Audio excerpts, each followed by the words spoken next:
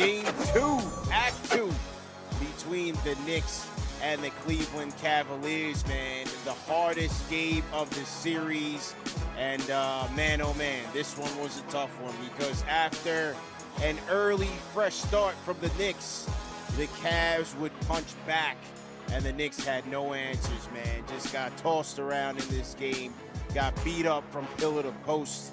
Darius Garland pouring it on. Karis LeVert. And the Knicks just could not answer any Cavs onslaught. 107-90. The Knicks lose in Game 2. And now it's time to go soul searching, man. Salute to everybody in the chat. You know, when I went on, whether it's SNY, Bleacher Reporter, or even Knicks Weekly, I had 4 keys for this game, for me, for the Knicks to be able to win this game. I said, number 1, weather the storm. You knew you were going to get the Cavs' best effort. You had to figure guys like a Garland, LeVert, those guys were going to act up. They were going to get activated. You had to weather that storm. They couldn't do it. From the second quarter on, they got blitzed. I mean, by halftime, they were down by 20. And Spider Mitchell hadn't even asserted himself in this game. That was a problem. So they couldn't weather the storm. Number 2, they had 17 offensive rebounds in the first game that led to 23 second chance points. Bickerstaff and those guys made it a point after the first game that can't happen in this series. They have to get more aggressive on the boards. Knicks did have 13 offensive rebounds in this game, but it only led to 13 second chance points. They couldn't get it. So I said, if you can't get the offensive rebounds, you got to be able to shoot the 3-ball well. Well, they shot 24% from downtown. That's another X. Can't get it done there. My third key to this game, the role players have to step up.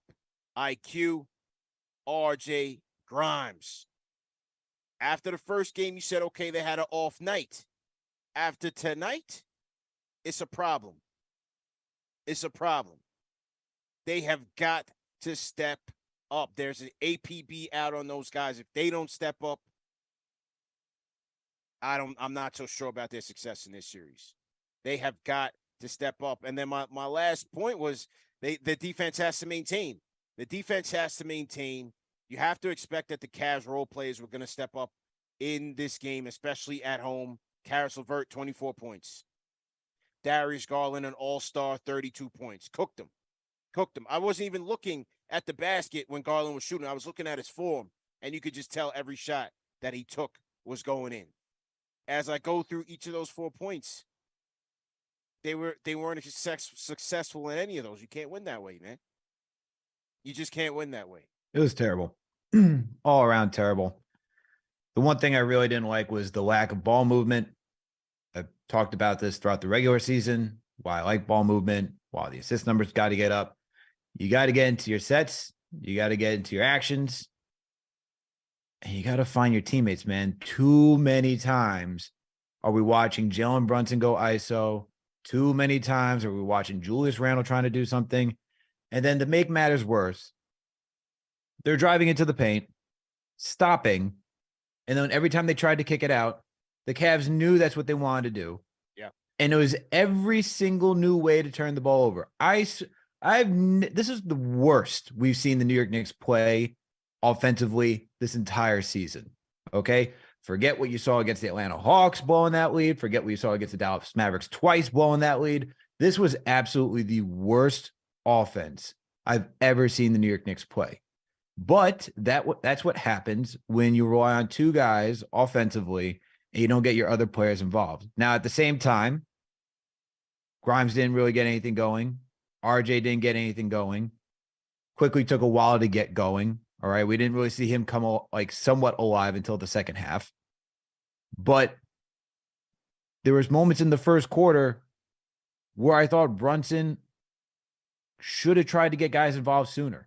Because as the game wore on, you're now putting pressure on those guys to make an impact after taking some shots that were very questionable.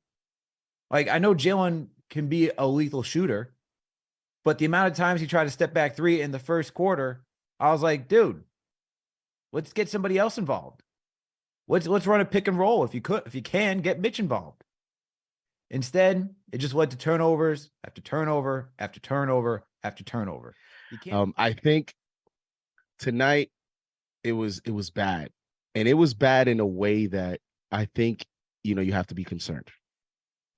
The reason is the adjustments that the Cavaliers made were some adjustments that I would be concerned going into Game 3 and the rest of the series, because Cavaliers found a few matchups that they exploited.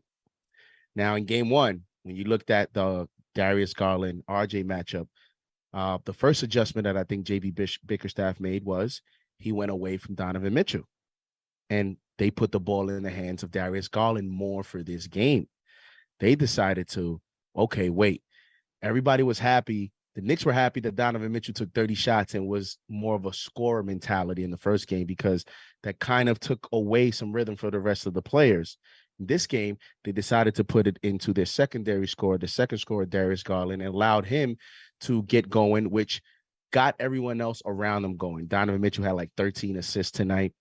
And we played tonight like we were happy to come out of here with a split, like we were happy to get out of there with a win. And we understood we were going to get the best effort from Cleveland. And yet the game planning tonight was absolutely terrible. I'm just going to call it how it is. JB Bickerstaff coached circles around Tom Thibodeau tonight. And I think everyone got complacent. Everyone, the players, the coaches got complacent, because a lot of the talk before tonight was about physicality, the chirping. JB Bickerstaff doesn't know what he's doing. Cavs fans are already getting on their coach. He's not going to know what type of adjustments he's going to make because he's young. He's not an experienced coach. Well, he made 4 or 5 that I saw. He went at Brunson with LeVert. He benched Okoro in the third quarter. They started LeVert in the third. You didn't even see Isaac Okoro after the first 10 minutes. Mr. Antics got benched. And he did that being up 20 points at halftime, still went with LeVert, where he could have just went back to Okoro, stayed with LeVert, and every time they went LeVert against Brunson, they found the matchup there. They decided to go at RJ and Josh Hart whenever they were guarding Darius Garland. They decided to do that. The other adjustment JB Bickerstaff made, on some possessions, they picked us up 94 feet. On other possessions, as soon as Brunson or Quickly crossed the half-court line, there was a defender waiting for them right there. By the time we made our first pass, there was like 9 seconds in the shot clock. That's another adjustment they made. Ball pressure, getting up on us defensively, putting more ball denial, getting aggressive. JB Bickerstaff made a lot of adjustments. He took some risks, and I think the problem for the Knicks, CP, is on our end, we have favorable matchups on paper, but we can't exploit it because the players are not playing well. And the Knicks just weren't able to move the ball. And a lot of the rotations, man, without Brunson, without Julius, and Quick being ineffective, you have no playmakers. You have no ball movers, man. It was tough to watch in this game. Tibbs, you disappointed me today, man. I gave you an inch last game. I said you coached the game of your life. Yeah. And you come back and you spit in my face. Bro, 15 OB minutes in a blowout. What's going on here? Why was Randall in the game at that point? He could have been seriously hurt, man. That's the series right there. He could have been seriously hurt, bro. I'm disgusted, man. We've seen this happen before with Tibbs. I mean, this season alone, it already happened with RJ. Don't want to talk about RJ right now. I'm going to keep quiet on that. But listen, man, this series is not out of reach, right? We're going back into Madison Square Garden. It's going to be Friday. We're going to have 2 days to game plan. Tibbs is going to have to go sleepless nights plot, because here's the thing, man. JD has a point. JB Bickerstaff, he came through with the adjustments today, all right? I heard everybody in the Cavs spaces talk about, he's got to play Danny Green. He's got to play Harris LeVert because they'll be able to keep us honest. You can't just sag off of them like you can Okoro. And it sounds like JB Bickerstaff was in those Cavs spaces because that's exactly what he did, and it paid off. So, listen, man, we got to go into Madison Square Garden. We got to be up there offensively. IQ got to show up. RJ, please make a 3.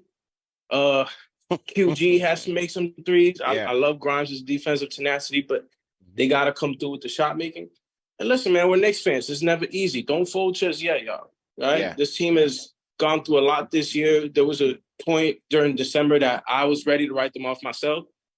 But I feel like they've earned the benefit of the doubt. And, we just got to go into Madison Square Garden with our heads held high. So. So here's the thing, man. I hate to say it, but I gotta put a lot of the blame on JB for this one. It sounds weird because he's kind of been our guy throughout the year, but I think that the way he started the game, he was way too aggressive. When you're the best player on the team, and I think it's clear that he is at this point, you have to look to get others involved because the idea is that you're good enough for Jalen Brunson to get yourself going at any point. If you're he took a bunch of shots that first quarter. I don't mind if they're open, but he forced a lot of it. And when you got guys like Grimes, somebody like RJ who's not touching the ball, it's going to be hard for them to get going because they're not as good as somebody like Jalen Brunson. So I thought he was way too aggressive, kind of forcing it, and that kind of threw everybody off rhythm. Second, and then I'll keep it short. Secondly, RJ, listen, I called you guys before the series. It's not pounding on RJ. It's not like relax, we're picking on him. He's a problem. Like it's to a point where it's bad. He ISO'd so many times in today's game. And you know what he's going to do? He's going to try to dribble it out. He's going to go straight to the left. And even when he posts up, he's not going anywhere. It looks like he's doing something, but it ends up being like this. The little wind up move is very frustrating. Yeah. Or like that awkward back into the paint, then kind of fade away, chucking it up. He throws up a lot of prayer shots. Yeah. And listen, I know the caller before, he said maybe we could put him on the bench. I thought about that, but here's the thing.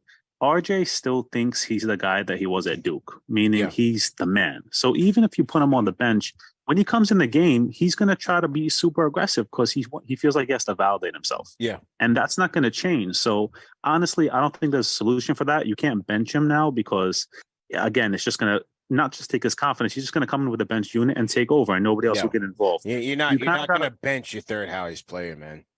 You're not, but it's just like, I feel like a lot of the tunnel vision is him forcing it because he feels like he has to, validate his role on the team. That's honestly what I feel like it is. And he just doesn't have the bag for that. Lastly, man, listen, game 3 is going to determine the winner of the series. I genuinely believe this. Let's all pump the brakes. Like if we would have told ourselves that we'd be 1-1 coming back to the Garden before the series started, I think we'd all be happy. It's a best of 5 right now. We reclaimed home court, but we got to win game 3, man. If we win game 3, we could go for the kill shot game 4. But if we lose it, I'm not going to say it's over, but it's going to be tough. But I know it's a tough loss, but we're still in a good spot. We're 1-1. We have home court. I think that the home court is going to help guys like Grimes and Quickly. They got to get it going, get home, and hopefully we'll be back on track. Thanks for taking my call. And that is that, man. This week we'll have more game previews, more conversations, more round tables on this series as it progresses. So keep it locked on this channel. #1 show for the fans, by the fans, CP the franchise, checking out from the Ohio Penitentiary. You guys have a good night, man. JD, Alex, good stuff. We out of here with this bum ass pizza, man. Peace.